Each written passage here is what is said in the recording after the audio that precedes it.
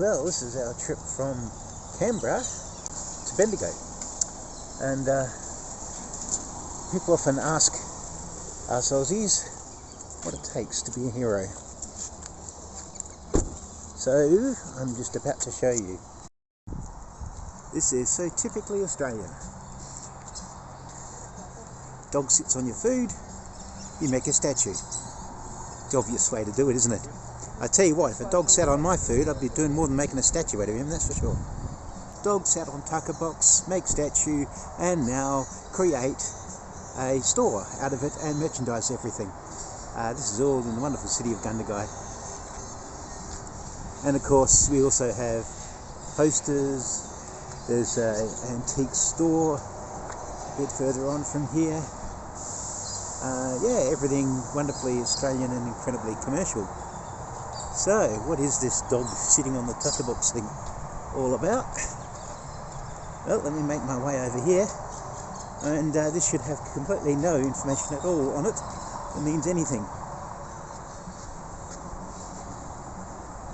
So here we go. I don't know if you can read this, but it basically says, Gundagai has long been the home of the Gundagai people. The ancient river red gums still bear the marks, blah blah blah. The story of the dog on the tucker box is part of Australian early folklore. Its origins lie firmly in the early pioneers who forged their way into the Australian bush. In the early days, the area was serviced by bullock teams with rough tracks, river crossings, floods and extreme weather. Many bullock teams became stranded or bogged. Often on such occasions, the bullocky dog would sit guarding its master's tucker box and possessions while he was away seeking help. The legend of the dog on the tucker box captured the imagination of Australians through the colony, spread by word of mouth. Several versions of the story evolved over time, changing to suit the audience. The story was further embellished in later versions, with the bullocky having died and the dog pining away on the tucker box, awaiting its master's return. Bullockies meeting at campsites and crossings such as Mutamar Creek near Gundagai often sat around the fire in the evening, sharing these stories, poems and songs. Bao Yang York penned his version of the story in a poem in 1857, but the verse was amended sometimes later by Jack Moses. Finally, the legend was immortalised by Jack O'Hagan in 1937 in his popular song Where the Dog Sits on the Tucker Box. So this is actually a memorial not to the dog itself, but to the pioneers of Australia. So that makes a bit more sense. But anyway, it still seems funny to me that you're celebrating a dog sitting on your lunch. This is also rather interesting. I can't think of a better place to get my souvenirs than the local toilet. And also, by the way, historic walk, picnic area and doggy loo. So we've also accommodated for our wonderful canine friends as well. We have the real story. It is a memorial to the dog sitting, or worse, on the bullocky's tucker box. So there you go. I wasn't wrong after all. It wasn't just about the dog protecting the tucker box, it was actually the dog sitting on his tucker box. So there you have it. Full story right here, right now. We have here something else very, very Australian. There we are. Submarines, very popular, topical even, in Australia. And what's so typically Australian about this? It's in the middle of absolutely nowhere. Hundreds of kilometres away from the nearest ocean, right in the middle of the outback. We have a submarine, just exactly where you'd expect it to be. Okay, why a submarine? This city is known for its submarine. You might wonder why.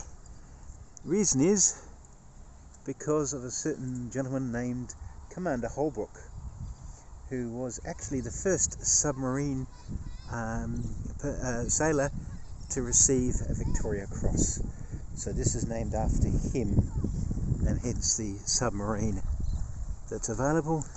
And of course it wouldn't be Australian if this memorial didn't have an associated museum. I'm not sure if we're going to necessarily go into the museum, but let me show you at least where it is. And so here we have the information board about Holbrook, and if I scan in the very question I asked earlier is right here. Why does Holbrook, a farming community 400 kilometres from the nearest seaport, have an authentic Oberon-class submarine lying in parkland in the middle of town? The Holbrook and submarines connection began in 1876, when the town of Holbrook was known as Germantown. It was named after publican John Pabst, a German sheep specialist who held the town's liquor license at the Woolpack Inn back in 1839. When World War I broke out in 1914, anti-German sentiment led to the renaming of the town. By April 1915, when all Australia's thoughts were on our diggers in Gallipoli, the choice of a new name for Germantown had been narrowed down to 4 possible alternatives. Asquith, the Prime Minister of the United Kingdom; Jellicoe, the Admiral Commander of the British Grand Fleet; Kitchener, Field Marshal that is, Kitchener, War Hero and Secretary of State for War in the British Parliament; and Holbrook, Lieutenant of the Royal Navy, the first submariner to be awarded the Victoria Cross. And of course it was then the tale of this daring submariner that changed the history of the town, and it was Lieutenant Norman Holbrook's name. Hit world headlines in 1914 for his daring underwater raid in the Dardanelles. And Lieutenant Holbrook, on the 13th of December, had taken the British submarine B-11 into hazardous journey into the Dardanelles to torpedo and sink the Turkish battleship. After making the perilous journey into the Dardanelles and returning safely, Commander Holbrook was awarded the first Victoria Cross medal for a submariner. So there you go. Okay, there's a bit more history there as well. Quite a lot more, and I'm sure you can read up about it, but that's why it's there. And on Anzac Day in 1986, Holbrook granted freedom of entry to the Australian Submarine Squadron, which developed an association between the town and the squadron that lasted until 1999, when the submarine base was moved from Sydney to HMAS Stirling in Western Australia. Okay. In 1994, the Oberon-class submarine HMAS Otway was decommissioned and offered for sale. It was sold as scrap metal. However, the Holbrook Submarine Project Committee contacted Sims Metal and outlined the plan, and then it was brought into the town. And now, in the museum, you can go inside and see what the command control room looked like and the periscope, and find out a few other pieces of information about the submarine. So there we have it. That's a little brief history of why how Holbrook got its name and why that submarine is sitting where it is. As you can tell, we've decided to come into the museum, and there are 2 things that I notice when I first walk in. And number 1 is it smells like a museum. Like it really does smell like a museum. Not in an unpleasant way, just, I don't know, yeah. The age of things, yes, probably the best way of putting it, yeah. And the second one, as you can probably see, it is basically a shed, but it's got some interesting things in it, I know, because I had a look at the description before. So we are going to have a look at some interesting things.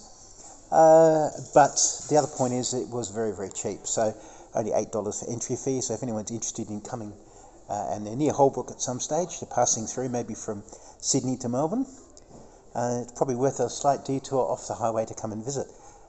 Yeah, but you will see as we go through the exhibit. Okay, so this is an exhibit of the history of HMAS Otway, Oberon-class submarine, and that's it in service at various points in time.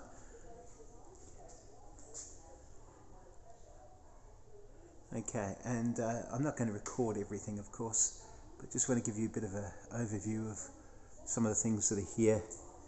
And of course there'll be lots of cabinets like this with curiosities and photos and models and things. So plenty of caps, and there's also some models and some equipment. So I'm not going to bore you with everything, but just take you a quick view around the torpedo shaft. There we go, with a half-loaded torpedo, and a few other exhibits on the wall. And then the submarine control room entrance. So we'll just go through here and have a look. Fully wheelchair accessible, although it's a little narrow, but definitely interesting place.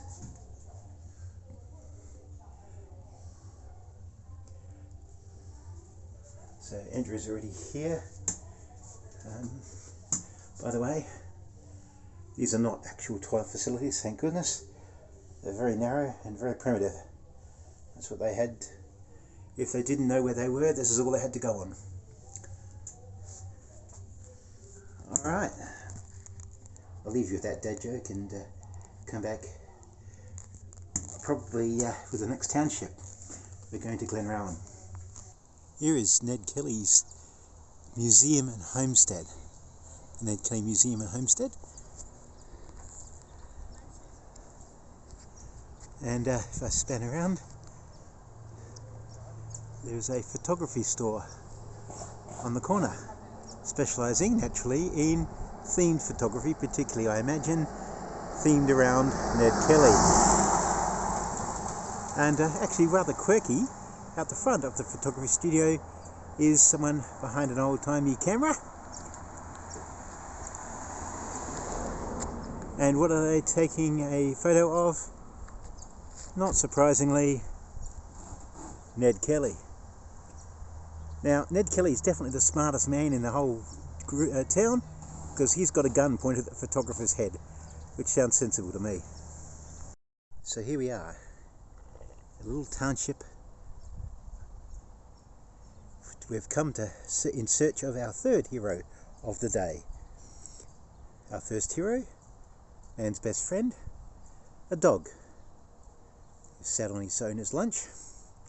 Our second hero, a World War I Gallipoli veteran who did some heroics in a submarine. But you might be wondering, what does it really take to be famous in Australia? If you want to be really, really famous, these guys are famous enough. They've got statues, they've got memorials, but if you really, really want to be famous, then what it needs is a few things. First of all, you have to be a criminal, of course. It also helps to be of Irish descent.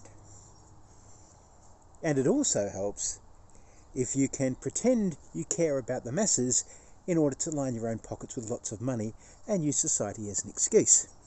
And so with those criteria, we have probably Australia's most famous hero, Ned Kelly. And this is what Glenrowan is famous for. There we are, Ned Kelly, the big giant Ned Kelly. There we go. I'm sure the town is famous for other things as well, but clearly, according to the murals, this is probably the #1 attraction. Let me see if I can find out what else Glenrowan might be famous for. Of course, it'd be remiss of me not to leave the statue without showing you the description of Ned Kelly.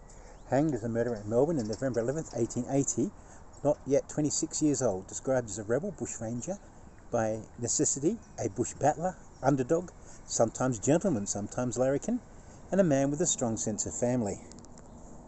So he obviously had a very good PR department.